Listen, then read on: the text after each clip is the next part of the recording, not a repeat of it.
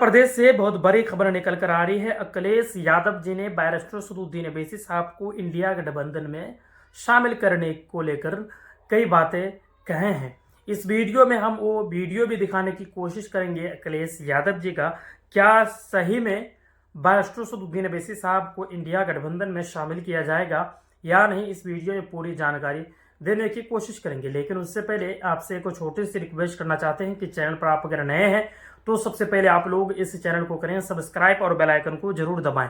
All India मजलिस इत्तेहादुल मुस्लिमीन से जुड़ी हुई हर एक छोटी बड़ी खबर को हम इस चैनल पर अपलोड करते हैं। आप आसानी के साथ हर एक खबर को देख पाएंगे। दोस्तों, बैरिस्टर सदुद्दीन अवैसी साहब उत्तर प्रदेश में ही नहीं बल्कि इस बार सभी राज्यों पे अपने उम्मीदवार को उतारेंगे जहां जहां उनकी पार्टी की संगठन मजबूत है।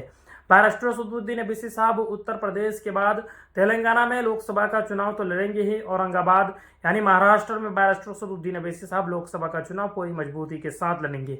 बिहार में बैरिस्टर सदुद्दीन अवैसी साहब 2024 लोकसभा चुनाव की चुनावी बिगुल फूंक चुके हैं और अपने उम्मीदवारों का नाम भी जारी कर चुके हैं। किशनगंज लोकसभा सीट से एआईएम पार्टी के जो उम्मीदवार होंगे वो होंगे जनाब अख्तर उल ईमान साहब। आप सभी लोग जानते हैं कि किशनगंज लोकसभा सीट इस बार बैरिस्टर सदुद्दीन अवैसी साहब जीत दर्ज करेंगे इस सीट पर। इसलिए जीत दर्ज करेंगे और ये कयास, ये उम्मीदें भी लगाई जा रही है कि इस सीट पर बैरिस्टर सदुद्दीन अवैसी साहब को बड़ी कामयाबी मिलेगी। बड़ी कामयाबी इसलिए मिलेगी कि जब 2019 में लोकसभा का चुनाव हो रहे थे तब बैरिस्टर सदुद्दीन अवैसी साहब को इस सीट पर लगभग 3 लाख से अधिक वोट मिले थे।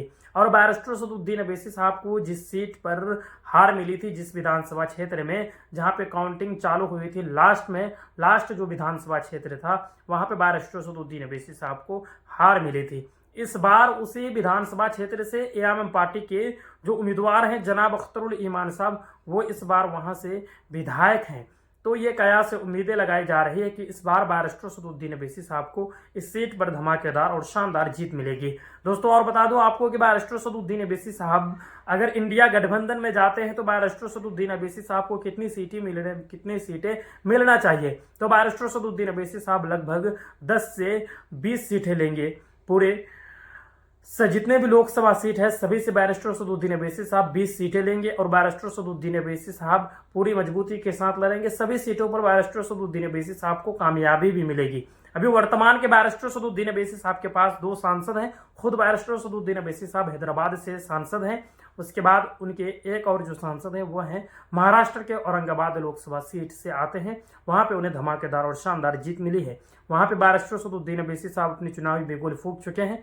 6 सीटों पर लोकसभा का चुनाव लड़ेंगे, पूरी मजबूती के साथ लड़ेंगे। और वहां से भी इस बार कयास से उम्मीद लगाई जा रही है कि बैरिस्टर सदुद्दीन अवैसी साहब को वहां पे भी बहुत बड़ी कामयाबी मिलेगी। दोस्तों, आप अगर बैरिस्टर सदुद्दीन अवैसी साहब को इंडिया गठबंधन के साथ देखना चाहते हैं तो कमेंट बॉक्स में लिखने की कोशिश करें। अगर बैरिस्टर सदुद्दीन अवैसी साहब को अकेले चुनाव लड़ना आप लोग पसंद करते हैं कि बैरिस्टर सदुद्दीन अवैसी साहब किसी पार्टी के साथ गठबंधन ना करें, अकेले चुनाव लड़े और बीजेपी को जिस तरह से बैरिस्टर सदुद्दीन अवैसी साहब सत्ता से दूर रखने के लिए हमेशा हर एक राज्य में जाते हैं, तो बैरिस्टर सदुद्दीन अवैसी साहब यही सोचते हैं कि बीजेपी को सत्ता से दूर करने के लिए जब तक हम लोग एक जगह नहीं होंगे तब तक नहीं हो पाएगा। आप लोग कभी अखिलेश यादव जी को अपना रहनुमा मान लेते हैं, कभी तेजस्वी यादव जी को अपना रहनुमा मान लेते हैं, लेकिन जब भी मुसलमानों के ऊपर जुल्म होते हैं तो ये लोग पीछे हट जाते हैं। ये लोग सामने नहीं आते हैं और खुलकर समर्थन नहीं करते हैं और ये लोग हमेशा मुसलमानों के खिलाफ रहते हैं। जहां भी बैरिस्टर सदुद्दीन अवैसी साहब चुनाव लड़ने के लिए जाते हैं सबसे पहले ये लोग इल्जामात लगा देते हैं कि बैरिस्टर सदुद्दीन अवैसी साहब बीजेपी के एजेंट हैं, बैरिस्टर सदुद्दीन अवैसी साहब बीजेपी की बी टीम है। वो लोग जानते हैं कि बैरिस्टर सदुद्दीन अवैसी साहब अगर हर एक राज्य में मुसलमानों का एक लीडर बना देंगे तो हम लोग जिस तरह से मुसलमानों का जो वोट ले लेते हैं, भोली भाली जो वोटर रहते हैं मुसलमान, उनको हम लोग लुभा कर ले लेते हैं और उनको लॉलीपॉप देने का काम करते हैं।